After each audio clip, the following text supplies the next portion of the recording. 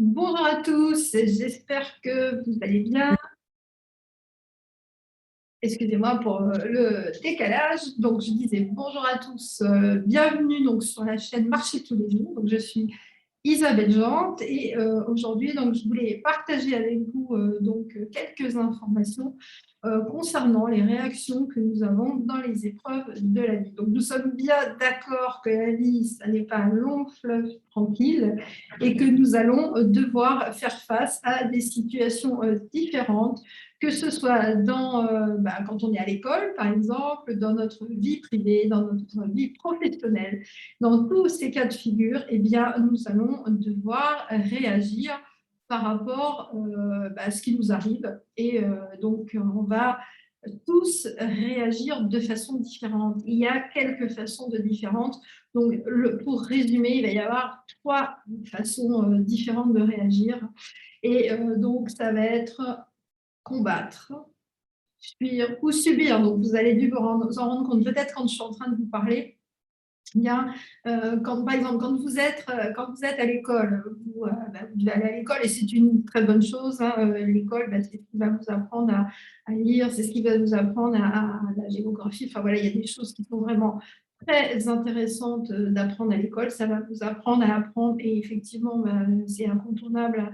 Il y a des pays où beaucoup d'enfants aimeraient justement pouvoir aller à l'école pour pouvoir bien apprendre et progresser et c'est vraiment une très bonne chose.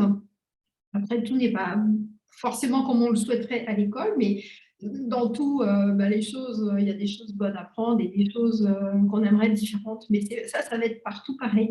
Mais quand vous allez à l'école, là, vous êtes en train de subir, puisque c'est, alors la plupart du temps, vous allez pouvoir peut-être aller à l'école de votre plein gré, mais on va dire, vous n'allez pas aller à l'école en fuyant.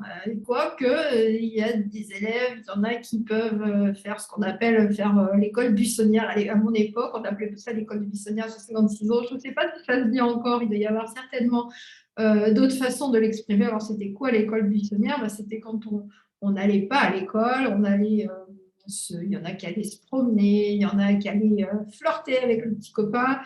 Donc là, on parle quand même de collège, etc.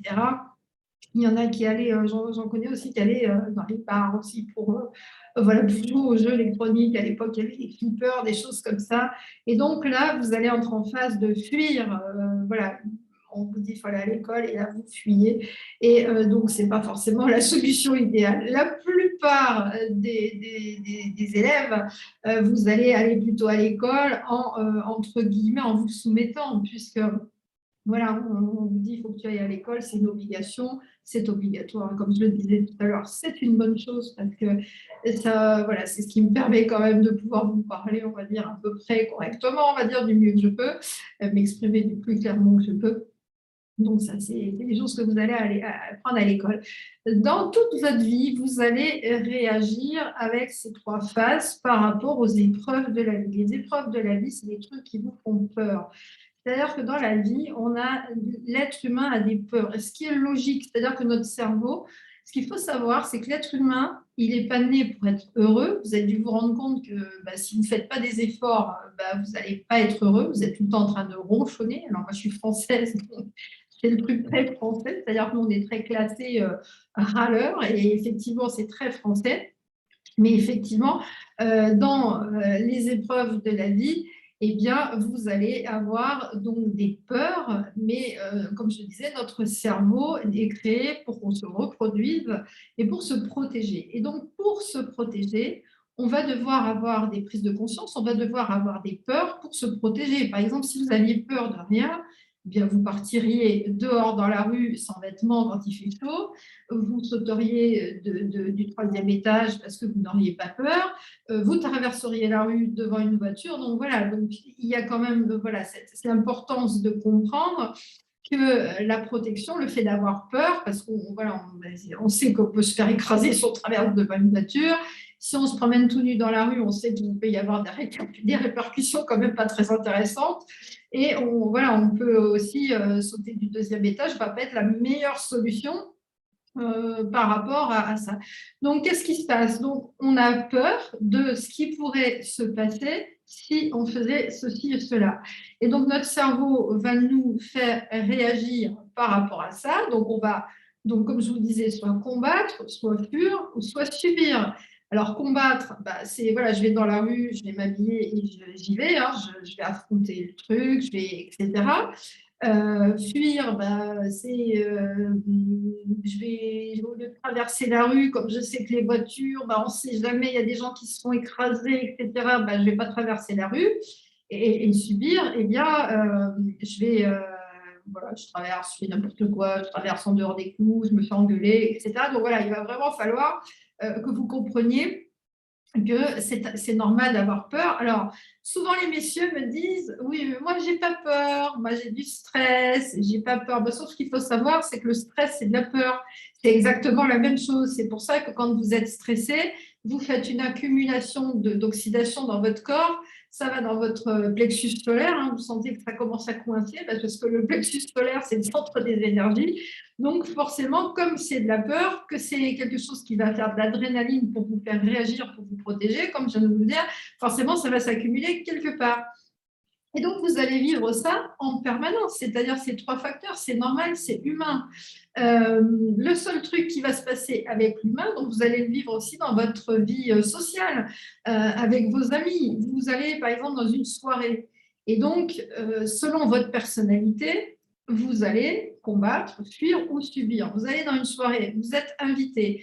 Et dans cette soirée, vous rencontrez quelqu'un qui est juste exécrable. Donc, ce n'est pas compliqué. Vous allez soit combattre et devenir aussi désagréable que la personne et lui rentrer dedans, donc là vous êtes dans phase combat, soit vous allez fuir, c'est-à-dire il me casse les pieds, donc je vais me barrer, ou subir, bah, vous laissez l'autre raconter ses histoires débiles et vous ne réagissez pas.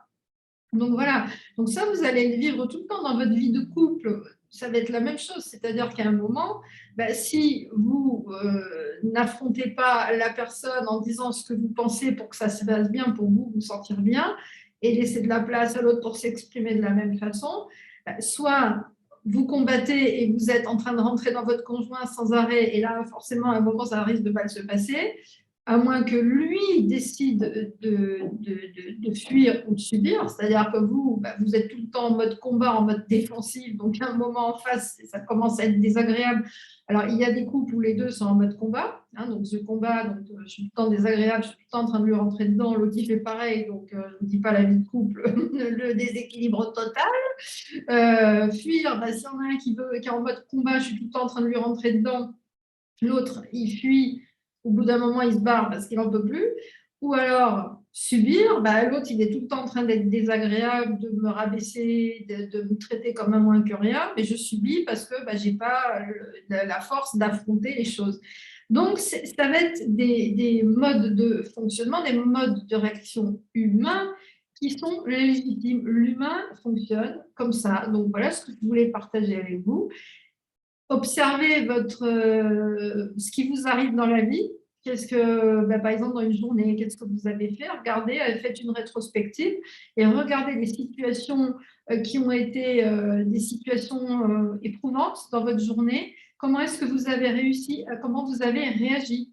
Est-ce que vous étiez en mode défensif et vous avez combattu? Est-ce que vous étiez en mode fuite? C'était tellement casse-pied que vous êtes parti? Ou est-ce que vous avez subi, c'est-à-dire que vous n'avez rien dit, vous avez, voilà, vous êtes sorti de la situation, ça peut être une réunion professionnelle, une réunion de travail aussi, hein, où vous êtes obligé parce que vous avez un poste, où vous devez être dans cette réunion. Et de la même façon, si vous avez quelqu'un qui intervient dans cette réunion, qui vous attaque, ben, soit vous lui rentrez dedans, soit vous subissez et vous en prenez plein la tête et vous ne dites rien. Donc, c'est aussi des stratégies par rapport aux autres, on va dire intelligentes, qui font que bah, ça ne regarde personne. Si vous êtes en litige avec cette personne-là, ça ne regarde que vous deux. Et sinon, vous pouvez fuir, c'est-à-dire bah, vous démissionnez, vous en avez marre, vous partez de cette situation, etc. Alors, ce qu'il faut savoir, c'est que ça, vous allez le retrouver aussi dans le monde animal. Il n'y a pas que les humains, bien sûr, qui fonctionnent comme ça, sauf que dans le monde animal, la différence avec nous, c'est que nous, on a l'habitude de rester dans l'émotion. L'humain, il a une émotion, il a une conscience que les animaux n'ont pas. Et donc, par exemple, un animal sauvage, un zèbre, par exemple, ou à, je ne sais pas, une gazelle. Dans la savane, il est attaqué par un lion. Donc, qu'est-ce qui va se passer? Bah, il va fuir parce qu'il est en mode de protection, lui aussi. Donc, il va fuir devant le lion. Et quand le lion n'a pas réussi à le rattraper et que notre animal sauvage, bah, il est dans un pré avec un point d'eau en train de s'abreuver et de manger de l'herbe, il ne se rappelle même plus qu'il vient d'échapper à la mort. Alors que nous, on n'est pas en train d'échapper à la mort, on est bien d'accord quand on va affronter quelque chose, puisqu'aujourd'hui, voilà, on est tous dans des boîtes. Il y a eu des périodes préhistoriques où on était dans des grottes, où là, effectivement, on aurait pu être attaqué, où c'était dangereux, on aurait pu se faire écraser par un dinosaure, se faire dévorer par un tricératops, etc. Je sais même pas s'il n'était pas végétarien, cela, herbivore, pardon, herbivore, végétarien, c'est l'humain. Donc la différence, c'est que nous restons dans l'émotion après qu'il nous soit arrivé quelque chose qui nous ait mis dans cet état de peur, qu'on va nommer état de stress, puisque c'est le mot moderne pour nommer ça, nous, on reste dedans. Donc, c'est pour ça qu'on se retrouve avec des gens qui sont en dépression, parce qu'on est tout le temps, on est dans un monde qui va à 200%, donc si c'est même, ça serait même, on pourrait dire presque 2000%. On est tout le temps en boucle, le cerveau est tout le temps en boucle. Comme le cerveau est tout le temps en boucle, il faut aller vite, il faut aller vite, il faut aller vite. Sauf que le corps derrière, ben, lui, il est resté comme dans le temps, c'est-à-dire que lui, il a du mal à suivre. Et donc aujourd'hui, on a 38% de la population mondiale qui est au bord du burn-out, parce qu'on va, c'est pour ça qu'on vous parle de stress oxydatif, c'est-à-dire que le stress va agir sur vos cellules et oxyder les cellules. Voilà, donc c'est intéressant de savoir que l'humain, voilà, le résumé de tout ça, l'humain, ben, on sait qu'il va réagir donc, par rapport au fait qu'il faut qu'il se protège et qu'il se reproduise. Je suis désolée, hein, c'est très terre à terre l'histoire, mais c'est l'histoire, c'est la vérité. Donc derrière, on sait que notre cerveau va nous faire réagir avec de la peur que nous, les hommes modernes, on va dire, on va appeler ça du stress pour donner un mot moderne, un mot à la mode, on va dire, mais c'est de la peur, c'est la peur de nous protéger. Ce qu'il faut savoir, c'est que l'humain, lui, va rester là-dedans tout le temps. C'est-à-dire que si vous hackez pas votre cerveau, comme le dit Olivier Madélrieux, hacker votre cerveau en disant ah, papa, attends, je suis en train de penser encore à cette histoire-là qui m'est arrivée il y a une semaine. Il faut que j'arrête d'y penser parce que sinon, ça va être dans mon émotion et je suis en train de me faire du mal à mon corps. Si on n'est pas en train d'avoir cette vigilance-là, on est tout le temps dans du stress oxydatif, on est tout le temps en train d'être sous pression. Et c'est comme ça que ben, arriver à un moment, le corps il dit stop, on éteint tout et voilà. Et là, d'un seul coup, on est en dépression. Voilà. Donc ça, ce qui est important, c'est de savoir voilà, qu'on est là pour se reproduire, pour se protéger, que la peur est l'état naturel qui nous fait réagir par rapport à une épreuve de la vie, dans quelque domaine qu'elle soit, et que par rapport à ça, on va combattre, fuir ou subir. Quand on est conscient de ça et qu'on sait qu'il faut mieux donc sortir de ces émotions, il faut en être conscient, il faut y penser, il faut le savoir.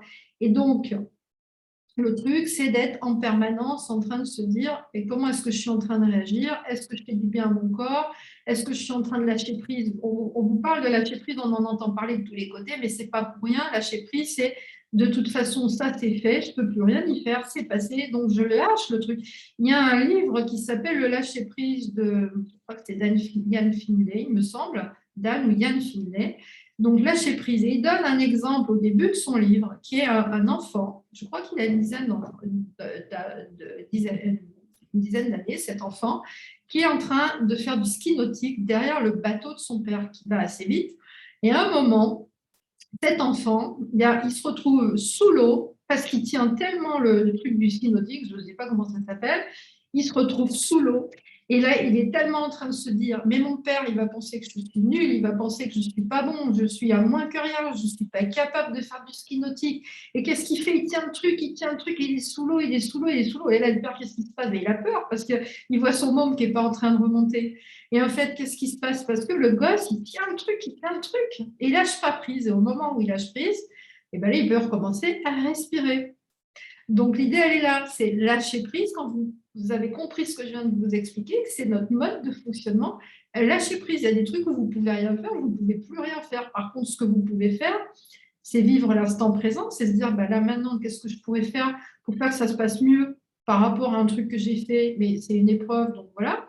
Quand vous savez ça, ben, rester conscient, ce qu'on appelle conscient, c'est-à-dire je pense à ce qui m'est arrivé, ce que je peux en faire pour modifier les choses et pour que les choses s'améliorent. C'est comme ça que vous allez trouver le bonheur. Le bonheur, vous n'allez pas le trouver à l'extérieur, avec une grosse voiture, avec une grosse montre, avec la femme la plus belle si vous êtes un homme pour la montrer à vos copains, etc. Ça, c'est de l'extérieur. Et le bonheur, vous allez le trouver de l'intérieur. Mais pour le trouver, le bonheur, il faut comprendre comment ça fonctionne. Parce que si vous laissez votre inconscient prendre le dessus, eh bien, vous allez continuer à fonctionner en mode automatique avec des modes qui vous ramènent en permanence dans cette pression où on ne se sent pas forcément bien. Voilà, et je voulais partager avec ça avec vous. Bon, mon expérience par rapport à ça, je suis quelqu'un qui a été déclaré bipolaire à 19 ans, parce que c'était le mot à l'époque, hein, tout le monde était bipolaire, je ne suis pas bien dans mes pompes, donc tu es bipolaire, donc on va te filer des cachets. Ensuite, à 25 ans, dépressif chronique. Voilà, on va dire dépressif chronique, juste parce que j'étais sous pression, j'ai été chef d'entreprise, j'ai commencé à monter mes premières entreprises, j'avais 19 ans, et ça ne s'est pas très bien passé pour diverses raisons personnelles. Donc forcément, quand vous ne savez pas si vous allez pouvoir payer ça, l'URSSAF, le machin, etc., forcément, on dort pas vraiment bien sur ses deux oreilles. Et forcément, le lendemain, on n'est pas tellement en forme. Donc les cachets, ils n'ont rien fait. C'est quand j'ai commencé à découvrir, donc depuis 2008, je travaille là-dessus, j'ai commencé à découvrir ces modes de fonctionnement en travaillant sur moi, en faisant de la méditation. Moi, c'est la méditation qui me fait du bien. Il y a des gens qui vont être sur de l'EFT, etc. Il faut voilà, que vous arriviez à trouver quelque chose qui vous fait rentrer à l'intérieur de vous, prendre conscience de vous pour pouvoir justement lâcher prise. C'est-à-dire, c'est quoi le lâcher prise? Comme je vous le disais, comme l'exemple de la personne dont je parlais tout à l'heure, vous lâchez le truc du ski nautique, là vous remontez à la surface, c'est exactement ça, on remonte à la surface et on peut à nouveau respirer. Et quand j'ai commencé à prendre conscience de ça, ça fait des années que je ne prends plus rien en mode caché, juste quelque chose que j'ai trouvé qui est génial, qui est un concentré de fruits et légumes et d'oméga, donc par exemple un concentré de cacao cru. Donc forcément, dedans, il y a les nutriments pour le cerveau et les oméga, etc. Eh bien, aujourd'hui, voilà, j'ai qu'une envie, c'est pour ça que je vous donne c'est pas pour raconter ma vie, mais c'est pour vous dire pourquoi j'en suis arrivée à cette prise de conscience et à partager ça avec vous, parce que je trouve que c'est tellement mieux de se sentir bien à part des moyens comme celui-là, de prendre conscience, de réfléchir comment est-ce qu'on peut aller mieux, que j'avais envie de le partager avec vous. Voilà, mais écoutez, merci pour votre écoute.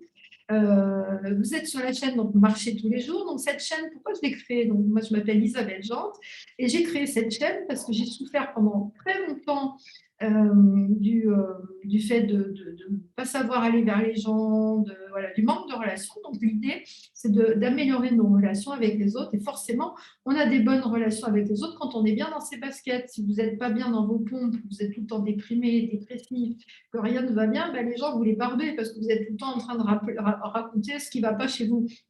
Donc au bout d'un moment, soit vous allez attirer des gens qui sont sur les mêmes énergies, les mêmes façons de penser, et arrivé à un moment, c'est lourd de chez lourd, hein, ou alors vous avez envie d'être avec des gens qui sont plus positifs, et si vous êtes vous en mode tout le temps dans la plainte, les gens qui sont positifs, qui prennent bien et qui vont mieux, vous allez les faire fuir.